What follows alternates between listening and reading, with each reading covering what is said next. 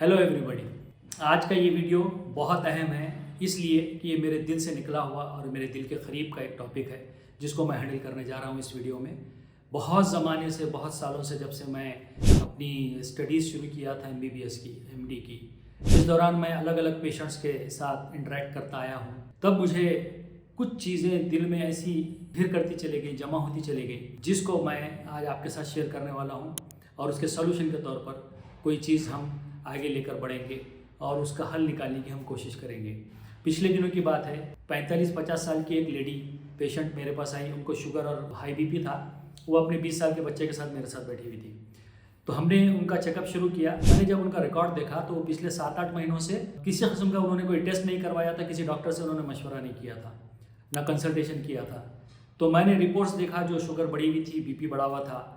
तो ये दोनों चीज़ें देखकर मैंने अपना उनको समझाने के लिए, बल्कि यूँ समझिए कि रेगुलर ट्रीटमेंट करने के लिए मैंने उनको उससे होने वाले नुकसान, जो हार्मफुल इफेक्ट्स हैं उसके, BP के, शुगर के, वो बताना शुरू कर दिया।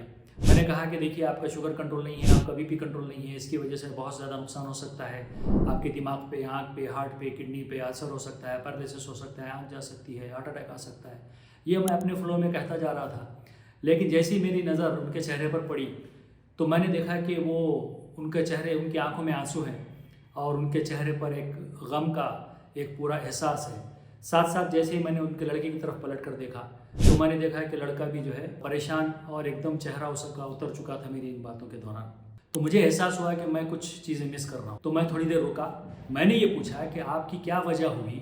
जो मुझे पहले सवाल करना चाहिए था वो सवाल मैंने बाद में किया। वो सवाल ये था कि क्या वजह हुई कि आप 7-8 महीनों से आ नहीं पाए, क्यों आपने चेक नहीं करवाया और क्यों आप हॉस्पिटल नहीं आए। तो आपको देखकर और सुनकर ये तकलीफ होगी, आपका दिल भी इस सिलसिले में रोने लगेगा और आपके दिल में भी दर्द होगा। तो मुझे ये पता चला कि दिखने दिखाने में तो ये लोग एक middle class, upper middle class के फैमिली लग रही थी, लेकिन उन्होंने जो बातें मुझे बताई उससे ये पता चला कि वो किन हालात से गुजर रहे हैं। उनके हालात कुछ ऐसे थे कि उनके हस्बैंड रिटायर्ड हो चुके थे, विदाउट पेंशन वाला उनका जॉब था, तो उनके पास कुछ बचे एसेट नहीं थे। 3 बच्चे थे, जो 2 बड़े बड़े लड़के थे। वो लड़के जो है अपने कामकाज में लग गए थे, वो कमाना धमाना, वो भी मिडिल क्लास थे, लेकिन उन्होंने अपनी माँ का ख्याल करना छोड़ दिया था। माँ इस दौरान ये कहती रही कि ये छोटा बेटा ही है जो मेरा ख्याल करता है, लेकिन इसके पास भी कोई जॉब नहीं है। ये जितना कमाता है थोड़ा बहुत, उसकी बुनियाद पर मुझे तमाम चीज़ें करनी पड़ती हैं। घर का खर्च है, मेरे खून के मायने हैं, गोलियों का मामला है और हॉस्पिटल की फ़ीस है। तो जब मैंने ये सुना तो ये पता चला मुझे कि ऐसे कई लोग हैं जो गरीब हैं, वो तो गरीब हैं, लेकिन मिडिल क्लास और अपर मिडिल क्लास में भी दिखने में ऐसा लगता है कि उनके पास बहुत कुछ है और उनके रख रखाव से, उनके कपड़ों से, उनके पहनावे से ऐसा लगता है कि शायद इनके पास अच्छा खासा पैसा है और ये खर्च कर सकते होंगे। लेकिन ग्राउंड रियलिटी उनके घर के अंदर, उनके जेब की जो हालत होती है, उनकी जो इकोनॉमिकल कंडीशन होती है, वो ऐसी होती है कि वो अपनी सेहत का भी बराबर ख्याल नहीं रख सकते हैं। तो ये चीज़ मुझे बहुत ज़्यादा हर्ट कर गई।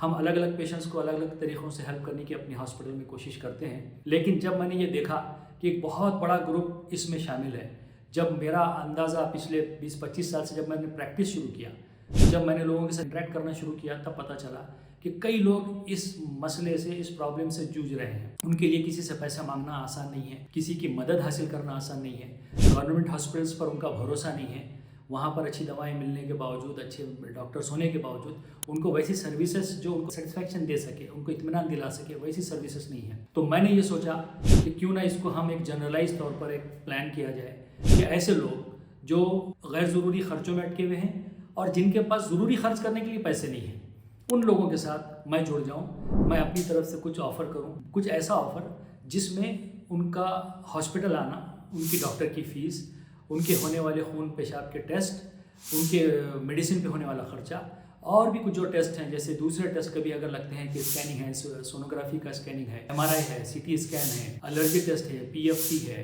ECG है, वो तमाम टेस्ट को मैं एक प्लान के तहत ऑर्गेनाइज़ करूँ और उनके लिए एक ऐसा रास्ता निकालूँ कि वो बीमार होने के बावजूद, पैसे कम होने के बावजूद इन सर्विसेज को अवेल कर सकें। और एक अच्छा ट्रीटमेंट, एक सिस्टमेटिक ट्रीटमेंट, एक कॉम्प्रहेंसिव जिसको कहते हैं होलिस्टिक टाइप ऑफ ट्रीटमेंट उनको दिया जा सके। तो हमने इस सिनेरियो को जहन में रखते हुए ये किया है कि एक प्लान बनाया। इस प्लान के तहत हम ये कोशिश कर रहे हैं कि मरीजों के लिए डॉक्टर की कंसल्टेशन हो गया, उसके बाद होने वाले ब्लड टेस्ट हो गए, फिर उसके बाद लगने वाले जो दूसरे टेस्ट हैं जैसे मैंने अभी कहा, वो तमाम टेस्ट चाहे वो मेरे हॉस्पिटल में होते हों चाहे वो बाहर होते हों, और उसके साथ साथ मेडिसिन का एक बड़ा खर्चा होता है। फिर उसके साथ साथ कभी पेशेंट अगर एडमिट हो जाता है तो वहाँ पर बहुत ज़्यादा खर्च हो जाता है आमतौर पर पेशेंट्स को। तो हमने देखा है कि पेशेंट्स की जेब में पैसे नहीं होने की वजह से, उनके रिश्तेदारों की जेब में पैसे नहीं होने की वजह से वो लोग मरीजों को अपने घर लेकर चले जाते हैं बहुत ख़राब हालत में, और ज़्यादा बिगड़ कर आते हैं और ज़्यादा खर्च करते हैं। ये तमाम चीज़ों को टारगेट करने के लिए हम एक प्लान के तहत आपके सामने हाजिर हुए हैं। इसके तहत हम ये कोशिश कर रहे हैं कि तमाम चीज़ों में पेशेंट जैसे ही हॉस्पिटल के अंदर दाखिल होगा, डॉक्टर की फ़ीस, मेडिसिन, ब्लड टेस्ट, बाहर के जो टेस्ट होने वाले हैं वो टेस्ट, और अगर कोई मरीज़ को खुदा न खास्ता एडमिट होने की ज़रूरत पड़ती है तो इंशाल्लाह हम उनके लिए एक ऐसा ऑफ़र लाए हैं जिसमें गैर मामूली डिस्काउंट्स हर लेवल पर दिए जाएंगे। इसके लिए करना ये है कि एक साल की मेंबरशिप एनरोल करना है, जो बहुत कम फीस पर एनरोलमेंट है। ये 1999 रुपीज़ में एक साल का मेंबरशिप हम ऑफ़र कर रहे हैं, और तमाम अलग सेक्शंस में हम ये कोशिश कर रहे हैं कि मैक्सिमम उनको डिस्काउंट दिया जा सके। जैसे मेडिसिन में 10% टू 30% या उससे भी ज़्यादा हम डिस्काउंट अलग अलग सिनेरियो में दे सकेंगे। टेस्टों में, ब्लड टेस्टों में हम 50% डिस्काउंट देना चाह रहे हैं। जो हमारे पास होते हैं उनकी एक लिस्ट हमने बना रखी है। जो आम टेस्ट है, कॉमन टेस्ट हैं, जो रोज़मर्रा के टेस्ट हैं, उसमें कुछ स्पेशलाइज टेस्ट में भी हम कोशिश करेंगे कि ज़्यादा से ज़्यादा डिस्काउंट दिया जा सके मेंबर्स के लिए ख़ास तौर पर। साथ साथ जो टेस्ट हम बाहर भिजवाते हैं जैसे CT स्कैन है, MRI है, स्कैनिंग है, ये तमाम टेस्टों में हम रिक्वेस्ट करने वाले हैं हॉस्पिटल से कि हमको मैक्सिमम डिस्काउंट दिया जा सके। कोई मरीज़ अगर हमारे पास एडमिट होता है तो हम उनको टोटल बिल पर 30% डिस्काउंट हम देते हैं। देखिए आजकल का माहौल ऐसा है कि आपको आपके हॉस्पिटल में पेशेंट लाने के लिए, एडमिट करवाने के लिए अलग अलग काम करने पड़ते हैं। हम वो तमाम कामों से दूर हैं।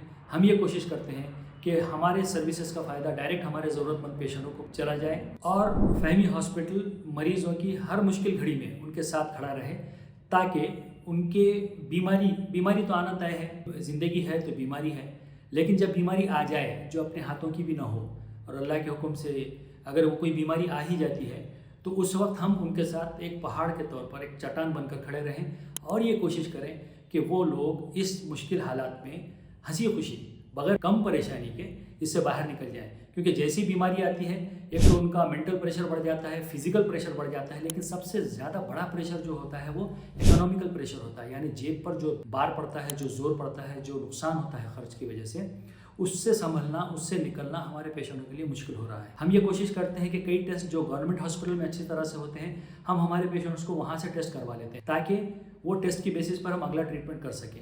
हम ये कोशिश कर रहे हैं कि जहाँ जो चीज़ अच्छी मिलती है हमारे मरीजों के लिए, हमारे हॉस्पिटल की ही ज़रूरत नहीं है, हर चीज़ हम सेटिस्फाई कर भी नहीं सकते, क्योंकि हर नमूने का पेशेंट हो सकता है, किसी को ऑपरेशन की ज़रूरत है, किसी को डिलीवरी की ज़रूरत है। तो उन तमाम पेशेंटों की हम हेल्प करें, ऐसे सिचुएशन बनाएं कि उनको लेकर उस जगह तक पहुंचा सकें जहां से वो ज़्यादा से ज़्यादा बेनिफिट ले सकें हेल्थ सर्विसेज का, और पेशेंट बनने के बाद, बीमारी आने के बाद उनकी परेशानी कम से कम हो सके। तो हमारी इस मुहिम में हमारे साथ जुड़िए, कोशिश कीजिए। जो पेशेंट्स क्रॉनिक पेशेंट्स हैं, जो बार बार जिनको हॉस्पिटल आना पड़ता है, उन लोगों के लिए ये ऑफ़र का बहुत ज़्यादा फ़ायदा है। हमारा अंदाज़ा कम से कम ये है कि साल में 5-10 हज़ार रुपये से लेकर कई हज़ार रुपये तक उनके बचने वाले हैं, क्योंकि जैसा टेस्ट होगा वैसा सेविंग्स होगी। अगर एडमिट होना पड़ा तो बहुत ज़्यादा गैर मामूली जो है इसमें सेविंग होने वाली है। तो आपसे गुजारिश ये है कि आपके करीब में रहने वाले वो तमाम मरीज़ जिनको रेगुलर हॉस्पिटल्स की ज़रूरत पड़ती है, चाहे वो शुगर के होने दीजिए, हार्ट अटैक के होने दीजिए, किडनी के पेशेंट होने दीजिए, या एलर्जी के पेशेंट्स, दमे के मरीज़, अस्थमा है, COPD है, या जिनको क्रॉनिक पेन है, बहुत पुराना दर्द है, कैंसर के मरीज़ हैं, इन तमाम मरीज़ों को आप इस सर्विसेज से फ़ायदा उठाने के लिए उन तक ये बात पहुंचा सकते हैं। और हमारी इस मुहिम में आप हमारे साथ जुड़िए, लोगों तक इस मैसेज को पहुंचाइए, ज़्यादा से ज़्यादा लोगों का इसमें फ़ायदा करवाइए, क्योंकि किसी की भलाई करना ये भी एक बड़ा सवाब का काम है, पुण्य का काम है। तो हम इसको आगे लेकर चलना चाहते हैं। ये हमारी पहली स्टेप है। इसके बाद हम जब आगे बढ़ेंगे तो हो सकता है हम और कुछ ऐसे ऑफर्स के साथ आएँ जिसमें ये हो सके कि लोगों को इंश्योरेंस ही कराने की ज़रूरत ना पड़े, बगैर इंश्योरेंस के, बगैर किसी वजह के, जब ज़रूरत पड़े तभी वो खर्च कर पाएँ, और कम से कम खर्च में अच्छा ट्रीटमेंट, बेहतरीन ट्रीटमेंट उन तक पहुंच सके। हमारी ये कोशिश है कि ज़्यादा से ज़्यादा लोग ट्रीटमेंट के साथ अपनी बीमारियों से लड़ते रहें, बगैर ट्रीटमेंट के कोई ना रहे। हमारी ये कोशिश आपकी मदद से और मजबूत हो सकती है। इसको ज़्यादा से ज़्यादा लोगों तक शेयर कीजिए। फिर मिलेंगे अगले वीडियो में एक नए टॉपिक के साथ। Bye bye.